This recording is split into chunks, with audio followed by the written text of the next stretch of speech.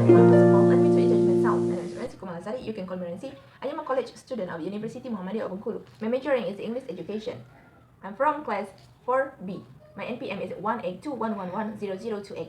So today, I would like to present about my material. My material is about analyzing learners. I have 2 points that I would like to explain to you. The first point is the meaning and the goals of the learning analysis, and then the second point is about the number of theoretical constructs and recommended practice that can help an instructional designer conduct the best possible learner analysis. So let's begin to the first material. The first materials is learning analysis. The meaning of the learning analysis is the process of identifying who your audience is, their demographics, prior knowledge, sociological and affective and social needs. Each of these areas will shape your design and influence the instructional methods and strategies that you choose to implement. It means learner analysis is considered a critically important component of the instructional design process. And then there is also the goal of the learning analysis. The goal of type of learner analysis is the same: to understand and interpret learner characteristics in a way that helps in a design of effective instruction. And then next to the material is the number of theoretical constructs. There are 8 numbers. The first is human needs. Before looking at the intended audience as a group of learners, it's a good idea to recognize them as a group of human beings. One of the most popular theoretical constructions to address the issue of human needs is Maslow's hierarchy of needs, Maslow 1019 and 68. Maslow's theory assumes that at any given time, a person's behavior is determined by his or her two categories: captive audience and willing volunteers. Captive audience are those people who receive a mandate to receive the instruction development. For example, in the United States, children are required to attend school. It means they are a captive audience. And then willing volunteer participate in the instruction activity because they are motivated to do so without a mandate. Taking courses for pleasure or pursuing an advanced degree are most of the instructional activities in which individuals choose to participate. And then, what is the motivation? Motivation is a complicated subject that deserves continuous study. And then number 3 is learning style. Learning style. The basic premise is that all individuals can approach learning challenge in a different way, but these approaches are not necessarily idiosyncratic. They can be categorized into common style. According to learning style advocates, a problem arises if only one or a few forms of presentation are used for instruction. For example, using only lecture, because this favors those students with an auditory learning style.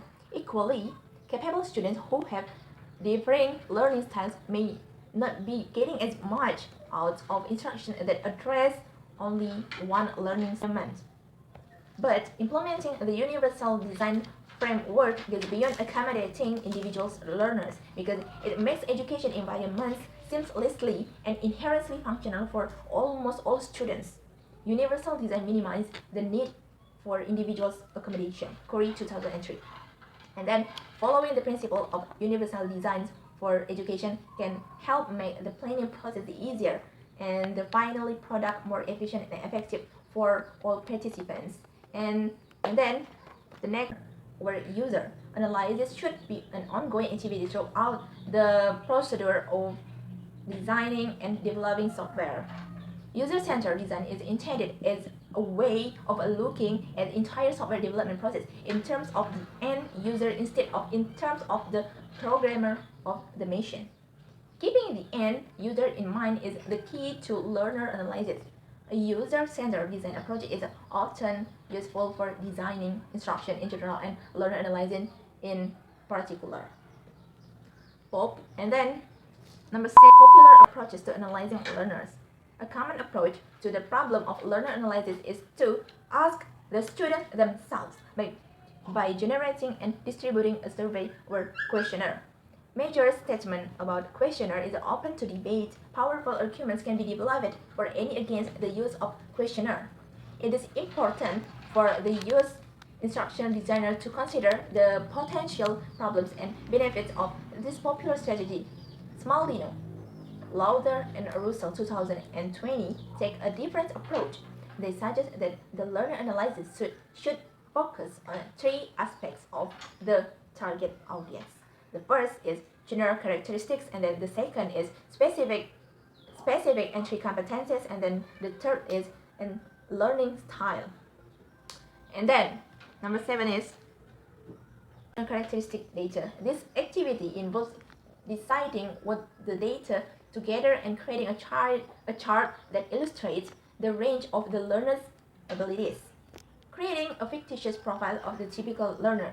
It means another method of completing the data gathered about the target audience is to create a fictitious profile of the typical member of the groups. This requires a little creativity. And next, there is an example of the learner profile. For example, from learner profile is Shirley is 24 years old with a bachelor degree in liberal arts from a local university.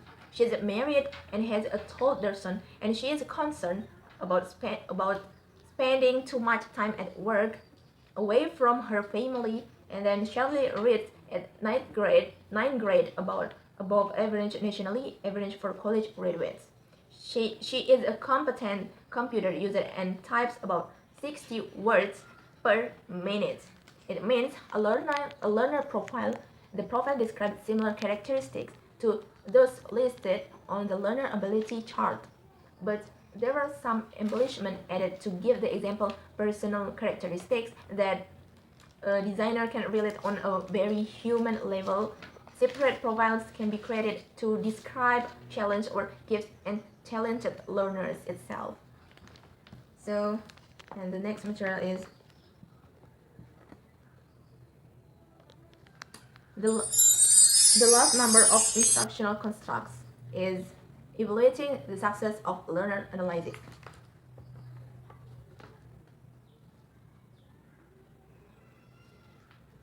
One way to evaluate the learner analysis during the design and development of the instruction is to conduct a member check.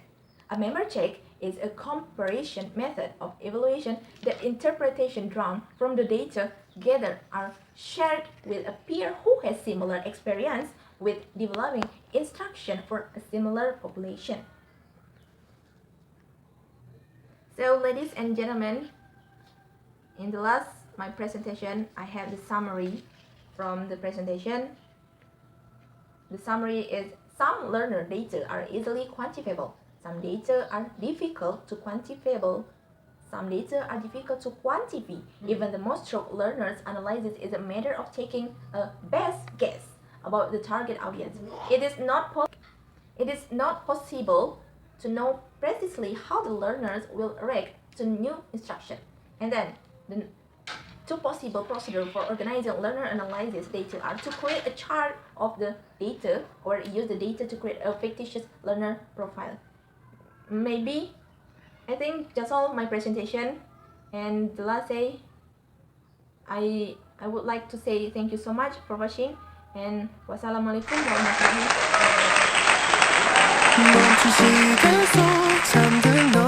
wabarakatuh.